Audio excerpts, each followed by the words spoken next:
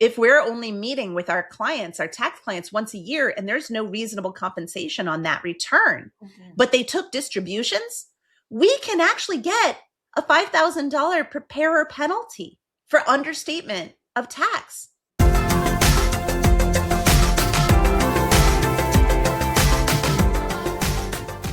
You mentioned about doing your own, and you did also mention that you accidentally changed the name from the old name to Dancing Accountants. So now, go back at the beginning, you also mentioned that you accidentally become a CPA because you start as a bookkeeping.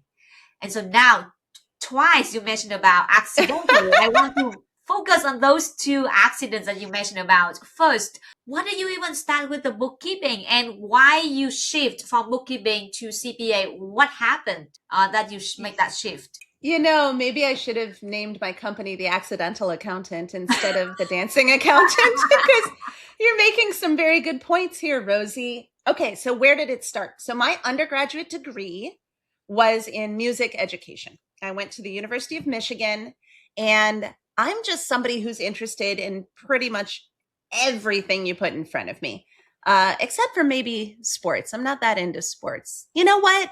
But when I meet a friend who's really into sports, I love having them teach me about it. So even sports. Okay, I'm interested in literally everything. So I went to college and I thought I wanted to go into political science. I wanted to be the first woman president of the United States.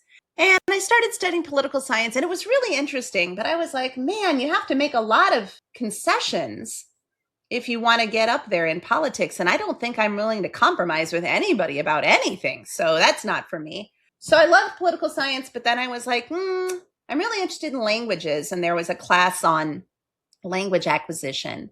And so I was like, oh, you know what I really want to do is I want to become a linguist, and I want to focus on childhood language acquisition. And so I thought that's what I was going to do. And it was really interesting. I loved it. But then I took a music class, music education, like Intro to Music 101 or something. And I was like, oh, wow, this is what I really want to do. I want to be a music teacher. And I just kept changing my major over and over and over again, to the point that my college counselor at the University of Michigan informed me that I had accidentally fulfilled all of my distribution requirements, which normally people are like they're like, oh, wait, I got to take that one science credit, or I got to take that one English credit, or that one. I accidentally did, because I studied so many different topics and I loved every single one of them. And so she was like, okay, just pick the one that you have the most credits in. So I ended up picking music. But before I was even graduated from college, I ended up getting a job at the Ann Arbor School for the Performing Arts, because they needed somebody who could teach music theory half-time. That's what it was. Music theory part-time, and to be the office and business manager and bookkeeper part-time. And strangely enough, I was the only person who applied for that weird position. And I loved it. I loved everything about it, because, I loved teaching music theory. And I was also teaching music theory to non-majors at the University of Michigan at the time. And I really loved teaching. Don't get me wrong. I absolutely adored it. But the work that I was doing in the business office, I was like, these people who are running this school have no idea what they're doing. And they were using Quicken, not QuickBooks, Quicken, the personal bookkeeping software, for running this entire school. And my then boyfriend, now husband, he was a computer science major. He also double majored in creative writing, and he's an author. And he put together a couple of computers. We bought like broken computers from property disposition, and he cannibalized them and put together these two computers, one that the music theory lessons would be taught on, and one for me to do the bookkeeping. And I was like, this ain't right. And I realized that my true gift, maybe I have a lot of gifts, but like the thing that I think we all do, though. My cousin, he just sent me this great quote by David Viscott. The purpose in life is to discover your gift. The work of life is to develop it. And the meaning of life is to give your gift away. Isn't that a beautiful That's quote? amazing. Yeah. And so here I had all these gifts and I was trying to figure out how to make it work. And I thought, I can communicate really well with the music educators and professors and instrument teachers who were running this school. And I could see their vision. But then, unlike them, I could actually carry it out because I had these practical skills. And so by the time I was graduated with my music degree, I already had gone into bookkeeping because I was like, this is where I can really make the biggest difference. And so from there, I was so lucky, blessed. I don't know what you want to call it, but wow, it's the best thing that I think probably ever happened to me, aside from marrying my amazing husband, was that one of the founders of the school found out that a famous violin making studio was looking for a business manager. And they were located also in Ann Arbor. And I interviewed for that position and got it. And oh my gosh, best job I ever had. Joseph Curtin, he's a MacArthur Genius Grant awardee and makes some of the most expensive, most amazing violins in the world, and does all sorts of work on old Stradivari and Guarneri and Amati instruments. And I met one of my best friends working there. And it was such an incredible opportunity. And I loved it because I got to do the music side of things and I got to do the business side of things. And it was their tax preparer, Teresa Briggs, CPA, who saw in me what I did not see in myself. She said, you're really gifted at this. You need to think about going into tax. And she gave me my first CCH Master Tax Guide. And that changed the course of my whole career when I ended up moving to Chicago after 4 or 5 years working there. I got into accounting. I became an accounting supervisor at a nonprofit. And then I ended up doing some consulting work, helping a business with their tax or their bookkeeping software. They were using accounting software, which is now Microsoft Great Plains Dynamics. And they needed help with that. And wow, it was just, from there, I started taking on tax clients on the side. And one thing led to another. And I started my own firm. That's amazing. How it really is. But Yeah. remember, I was doing taxes, but I wasn't yet a CPA because, you don't have to be credentialed in order to do taxes. And that's when I found the National Association of Tax Professionals, NATP, who I love. And I actually spoke at their taxposium earlier this year. One of the reasons I love them is that it's a great organization for bookkeepers to join, as well as EAs and CPAs and non-credentialed tax preparers. And the reason is that their perspective is it doesn't matter whether you have a credential or not. It's in all of our best interests as Americans to make sure that the people who are doing this work know what they're doing and know how to do it well. And I love their education. I adore AICPA, but I think for education, I like NATP for tax even better. And they're so incredible. And if you do join NATP and you mention my name when you join, they send me like a credit for a free class or something like that. So please mention my name if you join. I think they're natptax.org, but they're wonderful. And so I discovered them and I learned so much about tax. But you want to know why I ended up becoming a CPA? Why? It was because I would go to conferences, tax conferences, and I would meet CPAs and they would find out that I was non-credentialed and they would treat me like crap. Yeah, when they found out, they'd be like, oh, you're just a bookkeeper. And that's one of the reasons that I started Ask a CPA. There's no such thing as just a bookkeeper. Bookkeepers, if the bookkeeper isn't doing a good job and doesn't know how their numbers on their financial statements are going to show up on the client's tax return, then that makes the job of the tax preparer nearly impossible, right? So bad. Like it's worse because I had that experience that just this past busy season that the book was a mess and then we prepared the tax return and we had to go back and forth so many times like, hey, this journal entry is incorrect. Hey, this one needs to be updated. And then from like 20-hour tax return.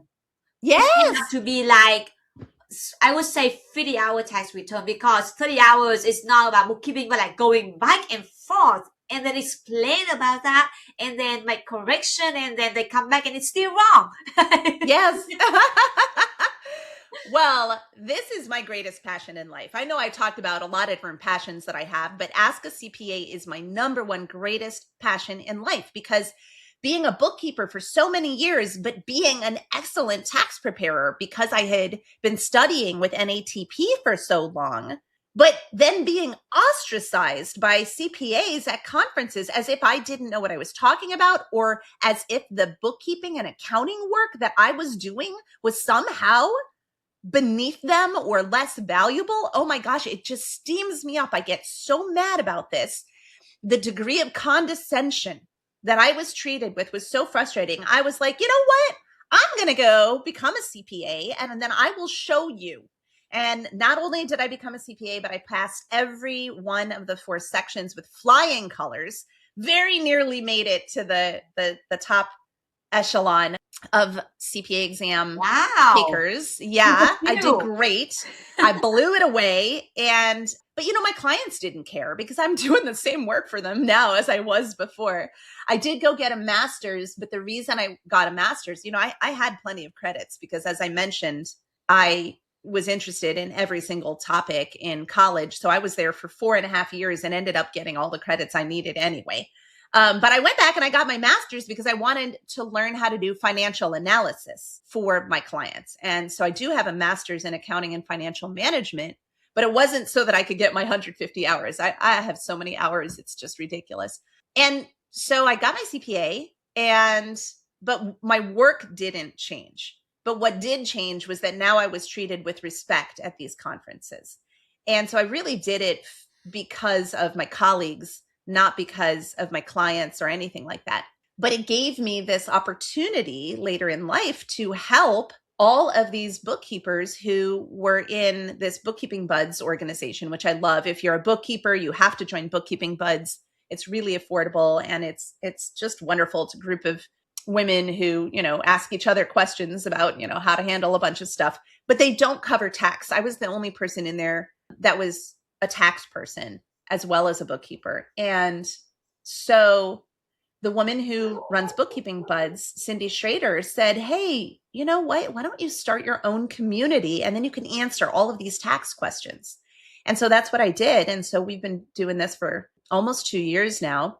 And the topic that I speak about most often at conferences is tax pro and bookkeeper collaboration and the difference that it can make in everyone's lives. Because if you think about it, you've got the bookkeeper who historically has been treated condescendingly. They've been talked down to their whole life. They have questions that they want to get answered, but the CPAs and EAs and other tax pros are too busy, or they don't have good communication skills, or they feel like they're high and mighty. And there's no standard in bookkeeping. There are so many certifications out there, and some of them are good and some of them aren't. And some of them teach you how to use the software, but they don't teach you about debits and credits. And some are the other way around. And there's no requirement to have a certification. Anybody can, it's like with tax, anybody can prepare a tax return. Anybody can be a bookkeeper. And so it's very inconsistent from one bookkeeper to the next.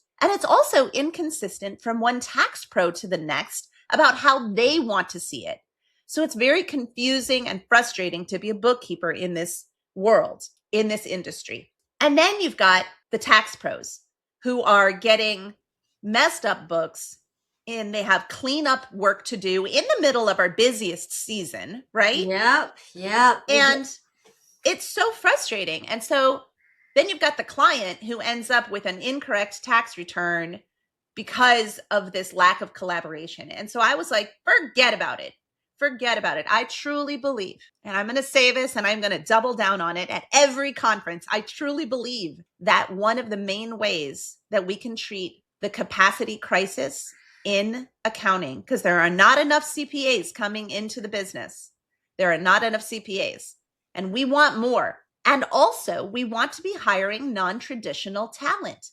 well, look at these bookkeepers. So many of them are, whip snap smart, and they're curious and they want to learn more and they want to do better, but they're being ignored by the tax pros. I started Ask a CPA as a community that the bookkeepers can join. And this goes for whether you're credentialed or not. You may also do taxes, but if you're doing bookkeeping and you want to see how the bookkeeping and the taxes relate to each other, then join our community. You can go to thedancingaccountant.com, and then there's a little tab at the top that says Ask a CPA. You can watch our first one, was for free on there. You can go to our YouTube channel, which is at The Dancing Accountant, and you can see some of our sessions we make public, panels and things like that I think should be public for everyone. And we get together a couple times a month. We have a circle community where people ask their questions. So they might say, hey, I am trying to figure out this depreciation schedule. Is it normal for the tax pro to do this journal entry, or is it normal for the bookkeeper to do this journal entry? And should it be done monthly or should it be done annually? And what happens when there's an estimate of it monthly, and then at the end of the year, they change it. They decide to take 179 or something like that. How should I make that work? All of these kinds of questions. How to read a depreciation and amortization schedule. What's the difference between depreciation and amortization? What's the difference between GAAP depreciation and tax basis depreciation? And how do I handle that as a bookkeeper? So that's like a recent question that we got. And this afternoon, when I go into our session, because we do it twice a month at least, I'm going to answer those questions for this person. And so I'll answer them in our circle community. I'll type out an answer and give all sorts of resources and examples. But then I take the ones that I think everybody needs to know about, or the ones that are most popular in the circle community, and I answer them in a private recording. And then when we release that recording to all of the members, we timestamp it for each of the questions. And so all of that is searchable. So you don't actually have to show up at the sessions you don't want to. Maybe you don't care about depreciation, or you work for an organization that takes care of that, and so it's just not important to you. Well, you can skip the ones that have to do with depreciation, and then you can read the one that has to do with how to create work papers that tie out to the tax return, for example, or how to set up a chart of accounts so that it is specific to your client's entity type. How to talk with CPAs, how to unlock the magic of tax speak.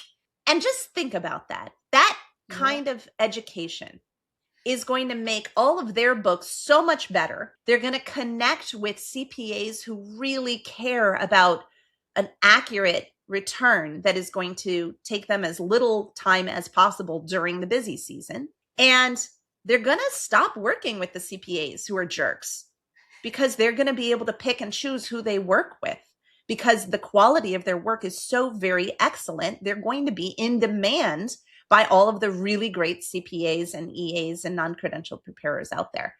And so this is my life's work. This is my greatest passion. This is the thing I was born to do. It's absolutely amazing. I love it so much.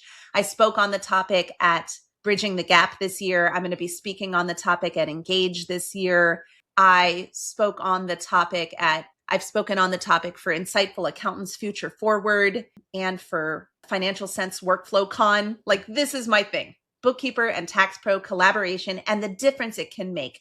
Oh, and my favorite time speaking about it was probably at Tax Retreat last year, another really amazing conference. I've got a whole video out there about all of my favorite conferences. I have a column for MSN.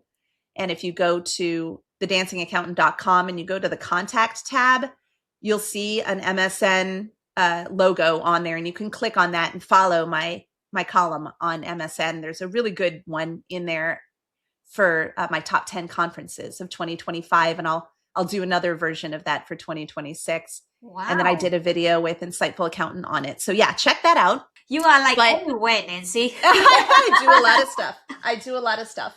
When you're in there, you'll see that, these conferences, this topic, bookkeeper, tax pro collaboration, this is something that I think everybody should be thinking about. And at Tax Retreat a couple of years ago, I got to present on it in the form of a Jeopardy board.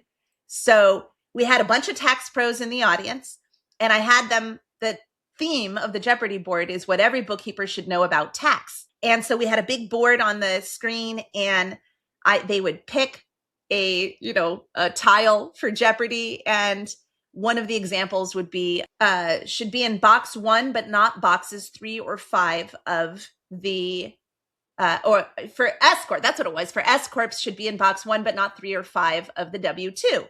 And then the answer, in Jeopardy, you have to phrase it in the form of a question. In Jeopardy, so they say, what is S Corp reasonable compensation? Now, this is something that bookkeepers should know about. We want to teach bookkeepers about S Corp reasonable compensation. S Corp health insurance. We want to teach them about reasonable compensation as well. That's one of the things we teach. But they need to know about S Corp health insurance going in box 1, but not 3 or 5, because by the time the tax pro gets that tax return, especially if you're the kind of tax pro that's only meeting with your clients once a year, it's usually too late to fix the W-2 from last year, right? Yep. But if the bookkeepers know about it, then the bookkeepers can make sure that that W-2 is accurate before it's too late to fix it. They can make sure it gets taken care of before year end, or they can fix it in the first week or so of the new year. And so that's a great example of something that can be really problematic. And actually, I'm going to use reasonable compensation as the other example. If we're only meeting with our clients, our tax clients, once a year, and there's no reasonable compensation on that return, but they took distributions, we can actually get a $5,000 preparer penalty for understatement of tax. I speak about reasonable compensation a lot at conferences as well. I use RC reports, and I absolutely love it. And so we teach the bookkeepers in our Ask a CPA group how to use RC reports to calculate reasonable compensation, so that that's not something that the tax pro has to worry about at tax time. So you can see collaboration between bookkeepers and tax pros is a 3-way win. The bookkeeper feels respected and educated and like their work matters. The tax pro is not cleaning up books during tax season, right? I love that. And they're getting an accurate return so that it's reducing their liability, and it's faster. It's so much faster and easier. And you have fewer questions, and you know where all the source documents are if you need to tie anything out. And the client, they're getting an accurate tax return, and they don't have to worry about the bookkeeper and the tax pro not talking with each other and being isolated from each other and having to take questions from the bookkeeper and give them to the tax pro and then interpret that answer and then give it back to the bookkeeper. They don't have to be that in-between person anymore. So it literally makes everyone's life better. It truly, truly does. So I encourage tax pros, you young CPAs out there who are getting into the world of tax, make friends with that bookkeeper and send them my way. Send them to Ask a CPA, and we will teach them how to do excellent books. Whether they're in your CPA firm or they're running their own firm, doesn't matter. We are thrilled to have them in our community. And if you're a CPA who also wants to do books, come join and we'll teach you how to do it. We have this amazing 2-page annual bookkeeping review document. It's a checklist, and we go through one by one, and it helps the bookkeepers go through the financials and make sure that all of these things are taken care of before they hand these books off to the tax pros at tax time. So you can tell that this is the thing that lights me up the very most. I love this topic so much, and I love my group so much, and it's just the most talented, interesting, and engaged people. Our tagline is knowledge is power. So please keep asking questions. Perfect. Yes, I'm so glad you brought up the collaboration between bookkeepers and CPAs, because I cannot emphasize enough how important it is to have a clean book in order to prepare tax return in the middle of tax busy season, because CPAs already work so many hours during the tax busy season. We really don't want to deal with a bad bookkeeping. Yeah, establishing a good relationship with the bookkeeper during the off season is your number one thing that you can do to help yourself out during the busy season. Yeah, also it really is. Yes, and also another thing to help yourself out as a CPA, as a woman, you did mention also about woman workplace.org, Oh yeah. right? So women workplaces. I got to tell you about this. So I am not directly affiliated with womenworkplaces.org, but one of the founders of this is a member of Ask a CPA. She was actually our founding member, Kim Kelleher, and Rebecca Driscoll is a guest speaker on Ask a CPA, and she's a CPA herself. And they created this website. It's www.womenworkplaces.org. And you can join this community. It's free to join. It might be paid at some point, but for now it's free for everybody to join. And this is a community of women. I shouldn't say women. This is a community of businesses, of companies, whether they're women owned or not, who are specifically looking to hire amazing, flexible, remote, part-time talent in bookkeeping, tax, audit, accounting, advisory, all of these areas. They're looking to hire women who are either stay-at-home moms or they're taking care of their elderly parents, or they're caregivers of some sort, and they need a flexible workload. Again, I was listening to your episode with Amy Vetter, and she was talking about the horrible experience she had when, she was on bed rest with her first child, and then she got really sick with her second pregnancy. And it was just impossible for her to manage, trying to not get fired. I think she had said her employers said, sure, you can work from home. You can do 8 to 5 in the office and 6 to 10 at home. And I was just like, oh, you've got to be kidding me. That's just ridiculous.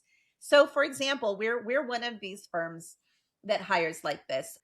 All of the people who work at my firm, except for me, are part-time. My admin, Allie, she is my right-hand woman. I just couldn't do this without her. And she works 10 to 15 hours a week because she's raising 2 young children. Kendra, our senior accountant, she runs her own bookkeeping firm. And then she also has 4 kids. And so she works part-time for me and, part-time for her own company. And then she's got her family to raise. Julie, our CPA, who is our tax expert, she works part-time. She's semi-retired, and she lives down in, this beautiful state park area in South Central Indiana. And she's an artist. And so she spends part of her time on her artwork, part of her time working in her own firm, and part of the time working with us. And the list goes on and on and on. Everybody who works with us has a flexible schedule. They work remotely and they work part-time. And the people who are looking for team members in womenworkplaces.org who join that free community, they post these jobs, and then women who are looking for these kinds of flexible, remote, part-time jobs can apply for them. And so I strongly recommend to the young CPAs who are listening, please recognize that the world has changed a lot in the past 24 years. The challenges that Amy Vetter was talking about, the challenges that so many people, including yourself, Rosey, have had with a 4-month-old at home, the challenges of trying to find work that fits our lifestyles it's real. It's real, but it's changing. There are a lot of organizations out there that are specifically looking for this kind of talent. So don't think that you have to kill yourself by raising kids or taking care of the elderly at home, and then also keeping a full-time job that's in person. There are a lot of other opportunities out there, and I strongly recommend womenworkplaces.org. It's an incredible organization. And as I said, it's free, at least for right now. I'm sure at some point it'll be a paid community, but for now it's free. And I'm really impressed with the work that they're doing. And I wanted to make sure that your listeners knew about that. That's amazing, Nancy. So many resources, so many helpful information through this podcast for young professionals in this accounting profession. It doesn't matter where you go, just keep being yourself and then find your passion and then join the communities and a lot of confidence that you mentioned about as well through the time we discussed about this your journey. I know that it's a lot to keep track of. And so, if you go to thedancingaccountant.com and you go to the thing that says contact at the top, you can see the whole list of all of the different projects that I'm involved in, and you can click on any one of them. But if you can't remember what resource it was that you were interested in this show, just message me on LinkedIn. There's a little LinkedIn icon there. You can click on that and connect with me and message me and let me know, I wanted to know your list of your top 10 conferences, or I wanted to know how to subscribe to the She Counts podcast, or I want to be a member of Ask a CPA, or I want to follow your MSN, or whatever it is, just connect with me and I'm happy to respond. I'm very active on LinkedIn and I'm really engaged there. So please follow me there and ask me any questions that you want. Thank you so much, Nancy, for all the information you share and also for the time that you being on my podcast today. Oh, thank you, Rosey, so much for inviting me to be here and for giving me a megaphone, basically, to be able to talk to your very special audience. We're so glad that you've decided to become CPAs because honestly, with that CPA in your back pocket, you can do anything. There's so much out there. The world is your oyster. Just be curious and be yourself and connect with your community. Thank you, Nancy. Take good care. Bye-bye. Bye-bye.